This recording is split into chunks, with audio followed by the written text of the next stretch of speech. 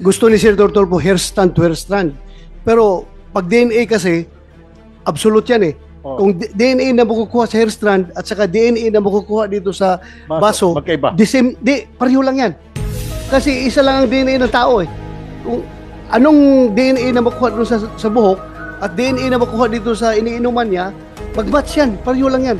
Walang problema yan. Yeah, I understand. Pero minadali nyo yung dismissal proceedings, samantalang ang dami ko na pong kaso, Mr. Chair, na pinailan ng dismissal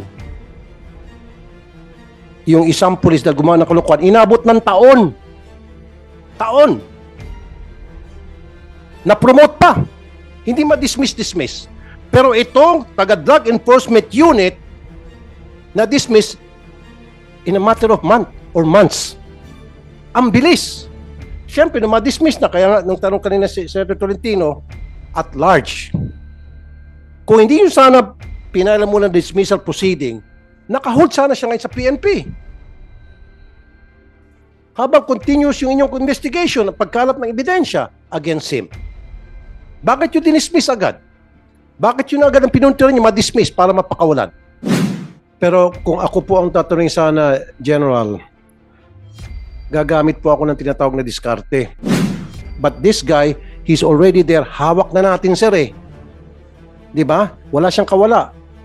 Kaso ang ginawa nyo, pinailan nyo ng dismissal, illicit extramarital affairs, kailangan siya pakawalan, di ba? Kasi wala na sa PNP. And then off he goes.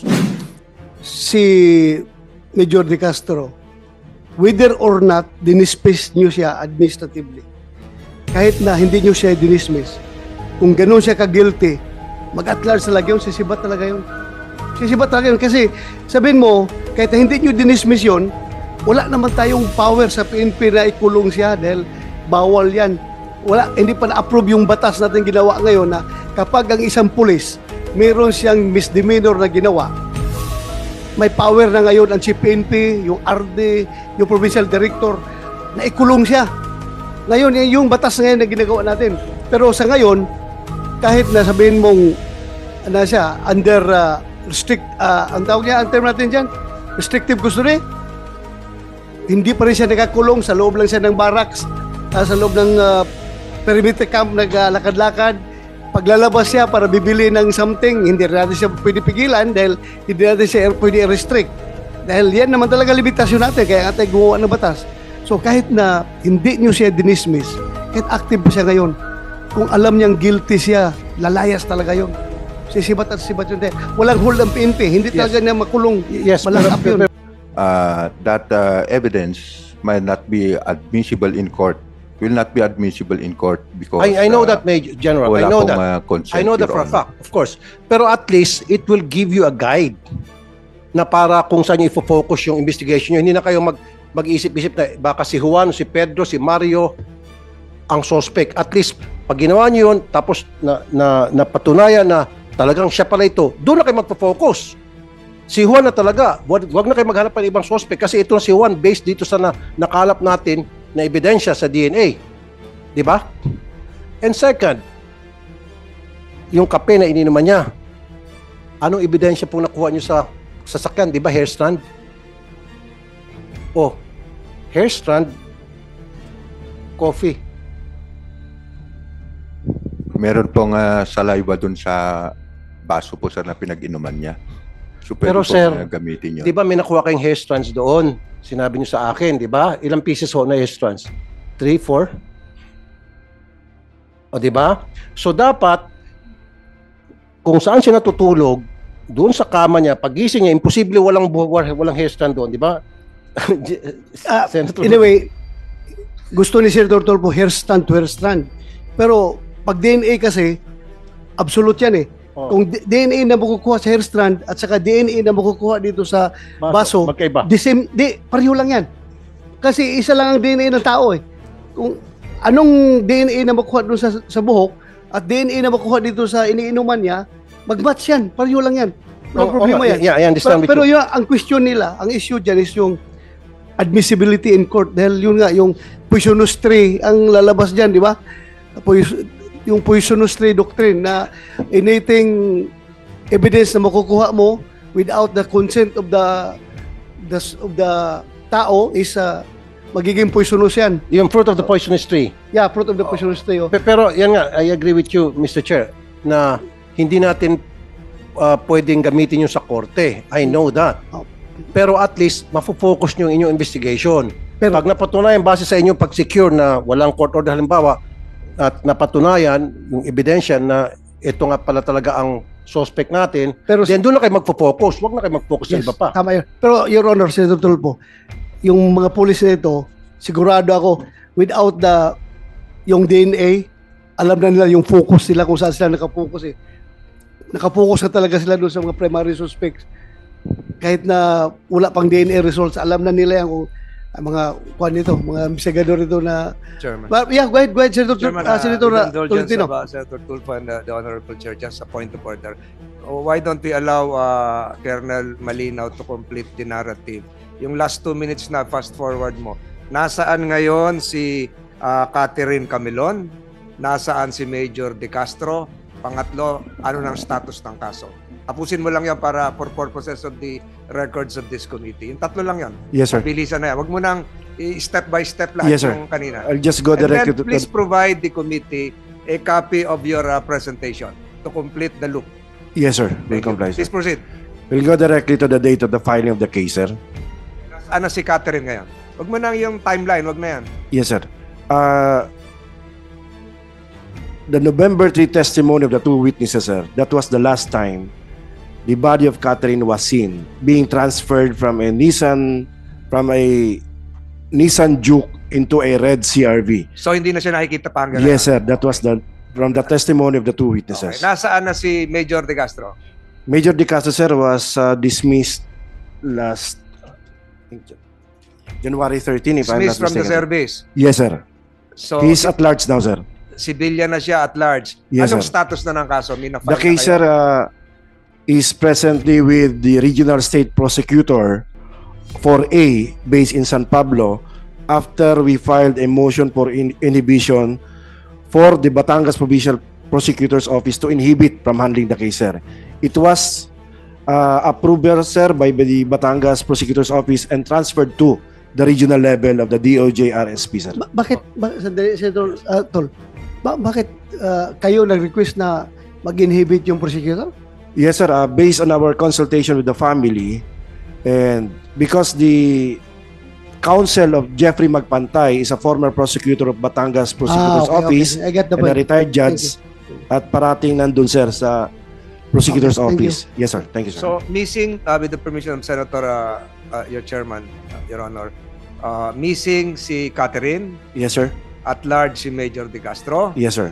pending ang kaso. Yes, sir. Okay, Mr. Chair, with the indulgence of Senator, Yes, go ahead, Senator Tulfo. I'm very familiar of this case, Mr. Chair, kasi lumapit sa akin yung relatives after the incident. Nung missing pa lang, tinutukan ko to. Now, i-continue ko po yung line of questioning ko. Nasa inyo yung custody nitong si Major as a primary suspect. Tama? Ang ginawa nyo, pre-process nyo yung kanyang dismissal proceedings. At nung ma-dismiss siya, natural, pakakawalan nyo siya. Ngayon, nagtatago na. Ang pinagtataka ko, mas inuna nyo na ma-dismiss siya kaysa naman magkalap pa kayo ng mga additional evidence while he was in custody of the PNP. Minadali nyo yung dismissal proceedings, samantalang ang dami ko na pong kaso, Mr. Chair, na pinailan ng dismissal yung isang pulis na gumawa ng kalokohan, inabot ng taon. Taon. Na-promote pa. Hindi ma-dismiss. Pero itong taga-drug enforcement unit na-dismiss in a matter of month or months. Ang bilis. Siyempre, nung ma-dismiss na, kaya nga, nung tanong kanina si Senator Tolentino, at large. Kung hindi nyo sana pinailan mo ng dismissal proceeding, nakahold sana siya ngayon sa PNP. Habang continuous yung inyong investigation at pagkalap ng ebidensya against him. Bakit yung dinismiss agad? Bakit yun agad ang pinuntiran nyo ma-dismiss para mapakawalan? Your Honor, if I may. Yeah, go ahead. First of all, meron po tayong proseso, yung motu proprio investigation being conducted by RIAS, and meron pong timeline na sinusundan. So, nasunod namin yung timeline. Actually, sir, nadili pa nga ng konti yung pagka-dismiss niya. So, pasok po kami sa timeline. Hindi namin ito binilisan or nothing else. Wala naman po kaming balak na hindi sana i-dismiss, whatever. But we just follow the procedure. Kagaya ng sabi ko kanina, Okay, nadili pa pero nga po di yung ba hindi pa siya pagka-dismiss guilty? namin sa kanya. Suspect pa lamang siya, di po ba? As such, meron pa siya mga karapatan, di ba? So, why dismiss a person na you don't have enough proof na siya nga talaga yung kriminal, na siya talaga ay isang suspect. In fact, person of interest pa lamang siya. He's not even a suspect. Your Honor, if I may again. Sir, yung admin case po kasi niya did not emanate from the criminal case na na-file. But yung case na na-file sa kanya sa RIAS is yung extramarital affairs po niya. Your Honor. Inamin niya po ba na siya yung karelasyon niya itong beauty queen? Sir, nung kausap ko po siya, nag-usap po kami, tinanong ko po siya with regard to the criminal case. Nag-deny po siya. Pero kung nung tinanong ko po yung extramarital affair niya, hindi siya, sir, sumagot. So, immediately, sir, I ordered the RIAS 4A to conduct an investigation regarding dun sa extramarital affairs niya. So, true to it, sir, may mga ebidensyang nakuha yung RIAS natin. So, yun yung dahilan kung bakit natin siya dinismiss. I understand that, Mr. Chair. Pero kung ako po ang tatanungin sana, General, gagamit po ako ng tinatawag na diskarte. Mamaya ko na muna o isantabi ko muna yung sinasabing extramarital affairs para sibakin siya. Nang sa gayon, nasa custody niyo itong suspect at marami pa kayong makukuha ang ebidensya na pwede siya madiin because he's just there in your custody. Di po ba? Kasi total dininay niya di ba? So instead of focusing on the extramarital affairs, why don't you just focus on him being a suspect of that crime? Yun po yung pinupunto ko rito.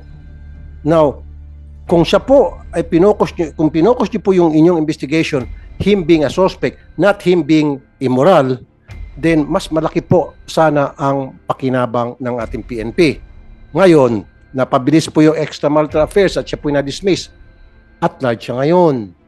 If you need something from him, he can no longer be contacted. Who knows, baka tumakbo na siya ng kung saan lugar, lumabas ng bansa. Yun po yung point ko. Diba? Yung extramarital affairs, later na lang yun. Pwede naman yun it's just there. But this guy, he's already there. Hawak na natin, sir Diba? Wala siyang kawala. Kaso ang ginawa nyo, pinailan nyo ng dismissal, illicit extramarital affairs, kailangan siya pakawalan, di ba? Kasi wala na sa PNP. And then off he goes. Tama po yan. Anyway, General Lucas, siguro, ako sariling kong tsuri ito, si Major De Castro, whether or not dinismiss nyo siya administratively, kahit na hindi nyo siya dinismiss, kung ganun siya ka-guilty, mag-at-large talaga yun, sisibat talaga yun. Sisibat talaga yun. Kasi sabihin mo, kahit hindi nyo dinismiss yun, wala naman tayong power sa PNP na ikulong siya dahil bawal yan. Hindi pa na-approve yung batas natin ginawa ngayon na kapag ang isang pulis, mayroon siyang misdemeanor na ginawa, may power na ngayon ang Chief PNP, yung RD, yung Provincial Director, na ikulong siya. Ngayon, yung batas ngayon na ginagawa natin. Pero sa ngayon, kahit na sabihin mong siya, under ang tawag niya, ang term natin dyan, restrictive custody, hindi pa rin siya nakakulong, sa loob lang siya ng barracks, sa loob ng perimeter camp, naglalakad-lakad. Paglalabas siya para bibili ng something, hindi rin natin siya pwede pigilan dahil hindi natin siya pwede i-restrict. Dahil yan naman talaga limitasyon natin, kaya nga tayo gumawa ng batas.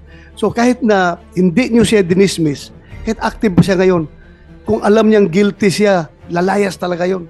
Sisibat at sibat yun. Walang hold ang PNP. Hindi Yes. talaga niya makulong. Yes, pero, Malakap yun. pero Mr. Chair, at least he's in restrictive custody and nandun pa rin yung bang siya ay member pa rin ng PNP, hawak pa rin siya ng PNP at anytime pwede siya patawag ng PNP at anytime pwede siyang imbestigahan o tanungin ng PNP to get more information from him, right? Kasi versus pag wala siya sa PNP, wala na kayong pakialam sa kanya. Kung siya po ay nasa custody pa rin ng PNP, restrictive man o hindi, at least may karapatan kayong ipatawag siya, tanungin siya at any time you want to gather more evidence. Tama po ba? Yes, Your Honor, if I may. Kung hindi ko po dinismiss si Major De Castro, I will be remiss of my job. I know that, General. Ang sinasabi ko lamang po, dininay niya di ba? Sabi niya, wala akong affairs dyan. Okay, so wala kang illicit affair dyan sa victim. Continue investigation, him being a suspect or parallel investigation gawin nyo. Ang nangyari po kasi, General, ang kinakasama ko lang ng loob, ngayon, na-dismiss na siya. Since dismissed na siya sa serbisyo, sabi nyo kanina, ang tinanong kayo ni Senator Tolentino, nagtago na. Di ba, sir? Nagtago na siya. Alam niyo ba kung nasaan siya?